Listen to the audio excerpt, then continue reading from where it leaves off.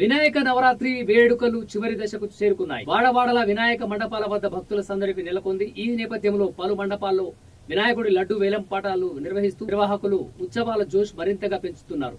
కాగా తిరుపతి జిల్లా రేణిగుంట మండలంలోని అన్నాస్వామి గ్రామంలో వినాయక విగ్రహం వద్ద లడ్డు వేలం పాట నిర్వహించారు. ఈ సందర్భంగా అదే గ్రామానికి చెందిన కర్ణం మునిరెడ్డి కొడుకు కర్ణం గోపాలరెడ్డి వేలం ద్వారా ₹1,00,000 లడ్డును దక్కించుకున్నారు.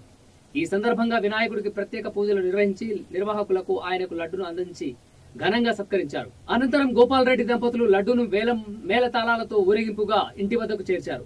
మరోవైపు వినాయక విగ్రహానికి వేసిన డబ్బుల దండను వేలంపాట పెట్టగా అదే గ్రామానికి చెందిన మునిగి శేఖర్ 52,000 దక్కించుకున్నారు. ఈ మేరకు యువకులు ఉత్సాహంగా ఉట్టికొట్టి నీరాజనాలు పలికారు. కార్యక్రమ అనంతరం వినాయక విగ్రహాన్ని ఊరేగింపు నిర్వహించి నిమజ్జనం చేశారు. నా పేరు గోపాల్ రెడ్డి.